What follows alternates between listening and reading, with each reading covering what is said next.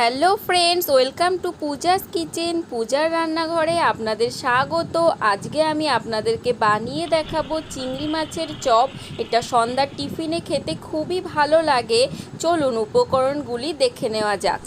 এখানে আমি 4টে আলু সেদ্ধ করে নিয়েছি, আর নিয়েছি বিট আর গাজর ছোট করে টুকরো করে কেটে আলুর সাথে একসাথে সেদ্ধ করে নিয়েছি, আর একটা বড় সাইজের পেঁয়াজ কুচি করে নিয়েছি, আর 4 থেকে 5টা কাঁচা লঙ্কা কুচি নিয়েছি, 2টো ডিম ফাটিয়ে নিয়েছি, 100 গ্রাম মতো কুচো চিংড়ি নিয়েছি, আর ব্রেড ক্রাম্বস নিয়েছি, বেসন নিয়েছি কিছুটা, 1 চামচ লঙ্কার গুঁড়ো, 1/2 চামচ ধনে গুঁড়ো, 1/2 চামচ হলুদ গুঁড়ো, 1 চামচ জিরে গুঁড়ো, আর 1 চামচ গরম মশলা গুঁড়ো, আর স্বাদ মতো লবণ, 1.5 চামচ আদা বাটা, 1 চামচ রসুন বাটা।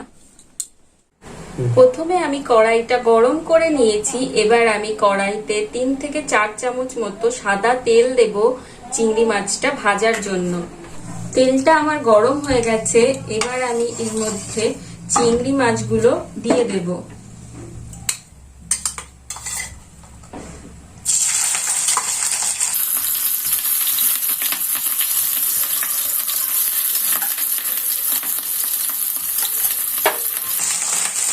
একটু নেড়ে নেব।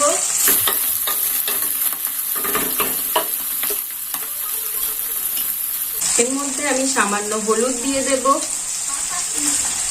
আর দেব সামান্য লবণ। এবার এটাকে আমি ভালো করে একটু ভেজে নেব, সামান্য লাল করে। চিংড়ি মাছগুলো আমার ভাজা হয়ে গেছে। এবার আমি এগুলো তুলে নেব।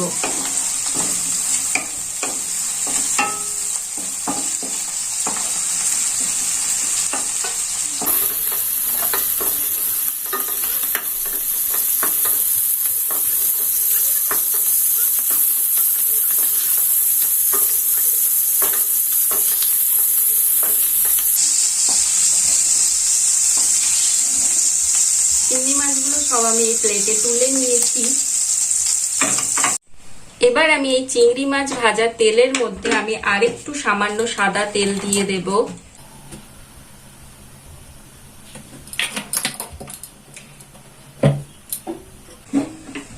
তেলটাকে আমি একটু নেড়ে নিচ্ছি। তেলটা আমার গরম হয়ে গেছে। এবার এর মধ্যে আমি সেই ছোট করে কাটা পেঁয়াজগুলো দিয়ে দেব।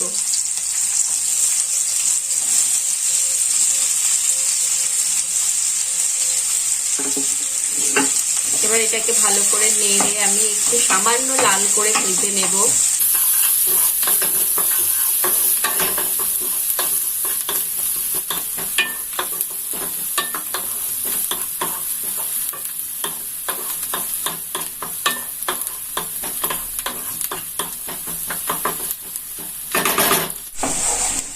পেঁয়াজটা আমার একটু লাল করে ভাজা হয়ে গেছে। এবার আমি এর মধ্যে কাঁচা লঙ্কা কুচিগুলো দিয়ে দেব। এটাকে আমি একটু নেড়ে নেব।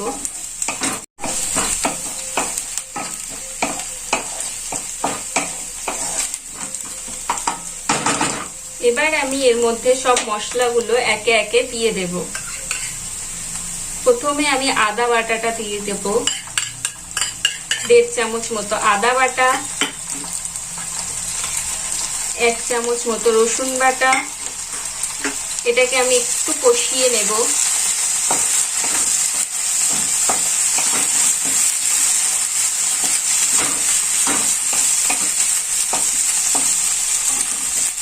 এটা আমি একটু মিডিয়াম আঁচে করে নিয়েছি, নাহলে মশলাটা পুড়ে যেতে পারে।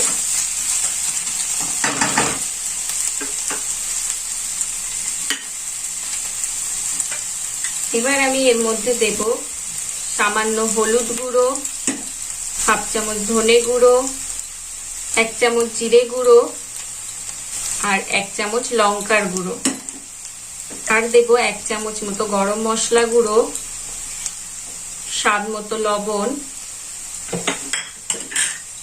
এবার এটাকে আমি ভালো করে নেড়ে কষিয়ে নেব। দেখুন মশলাটা আমার কষানো প্রায় হয়ে গেছে। আর একটু আমি কষিয়ে নেব।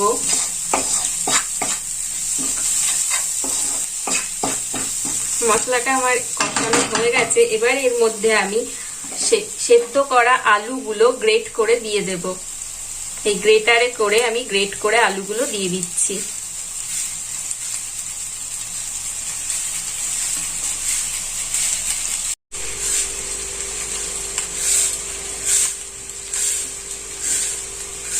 আলুগুলো আমি সব গ্রেট করে দিয়ে দিয়েছি এর মধ্যে।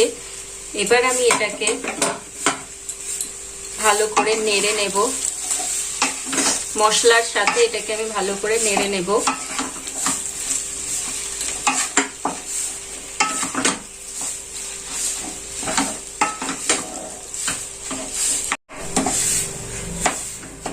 এবার আমি এর মধ্যে গাজর আর বিট যে সেদ্ধ করে রেখেছিলাম সেগুলো এর মধ্যে দিয়ে দেব। এই যে বিটগুলো দিয়ে দিলাম, গাজরগুলো দিয়ে দিলাম। এবার এটাকে আমি ভালো করে নেড়ে নেব।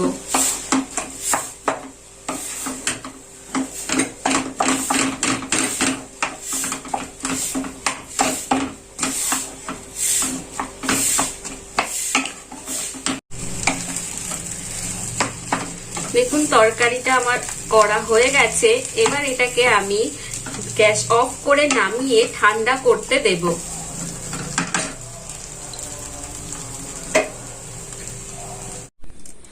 তরকারিটা আমি ঠান্ডা করতে দিয়েছিলাম, দিয়ে ঠান্ডা হয়ে গেছে তরকারিটা আমার, দিয়ে আমি এই পাত্রে তুলে নিয়েছি। এবার এর মধ্যে আমি বেসন অ্যাড করব।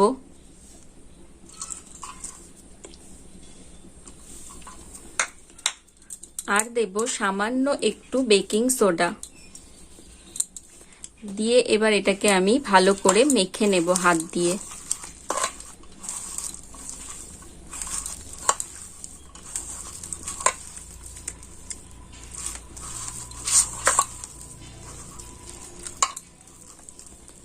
দেখুন তরকারিটা আমি এইভাবে মেখে নিচ্ছি। এটা একটু মিডিয়াম শক্ত মতো হবে, এটা একেবারে নরম হলে হবে না, চপটা তৈরি করা যাবে না। এতে আমার আরেকটু বেসন লাগবে, তার জন্য আমি আরেকটু বেসন দিয়ে দিচ্ছি।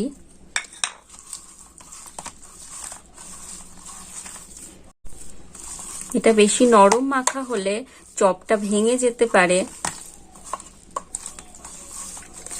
আমার চপের তরকারি মাখা হয়ে গেছে। এবার আমি এর মধ্যে চিংড়ি মাছগুলো দিয়ে দেব,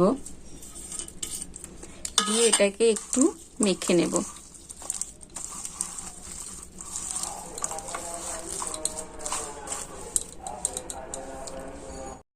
এবার আমি চিংড়ি মাছের চপগুলো গোল গোল শেপের আকারে তৈরি করে নেব।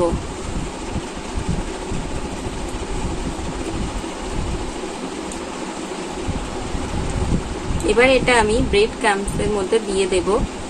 আপনারা ব্রেড ক্রাম্বস না দিলে টোস্ট বিস্কুট গুঁড়ো করে নিতে পারেন বাড়িতে। এটা আমি ভালো করে মাখিয়ে নিয়েছি।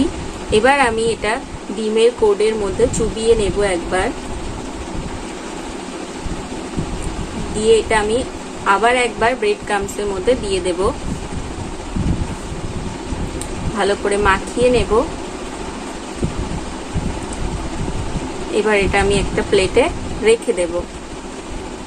আপনাদেরকে আমি আরো একটা তৈরি করে দেখিয়ে দিচ্ছি।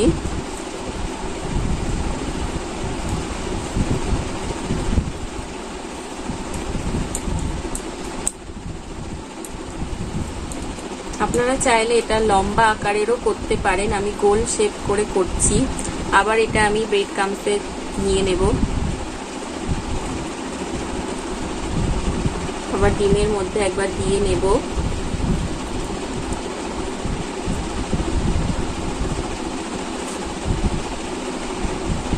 এভাবে ভালো করে ধীরে ধীরে তৈরি করতে হবে।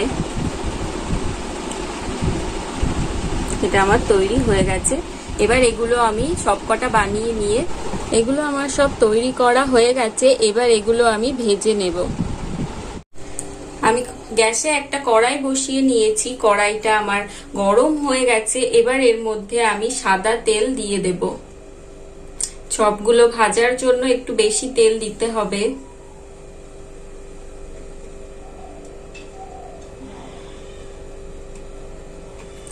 এবার আমি তেলটা গরম করে নেব। তেলটা আমি বেশি করে হিট করে নিয়েছি, একটু বেশি গরম তেল লাগবে ভাজার জন্য। এবার আমি চপগুলো একটা একটা করে নিয়ে ভেজে নেব।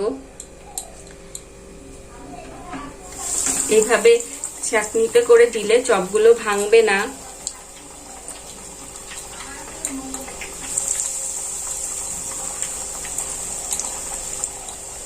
আমি একে একে সব চপগুলো দিয়ে দিচ্ছি।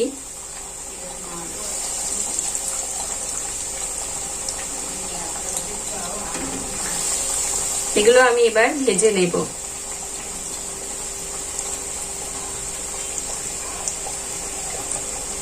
এগুলোকে ভালো করে লাল করে ভেজে নিতে হবে। এবার আমি এগুলোর এক পাশ করে উল্টে দেব। দেখুন কেমন লাল হয়ে গেছে, এক পাশ আমার হয়ে গেছে ভাজা, তার জন্য আমি আর এক পাশ ভাজার জন্য উল্টে দিলাম।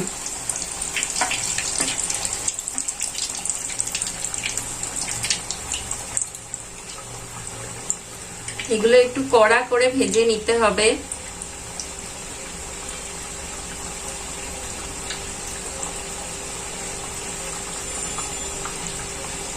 এগুলো আমার ভাজা হয়ে গেছে। এবার আমি এগুলো একটা একটা করে তুলে নেব। দেখুন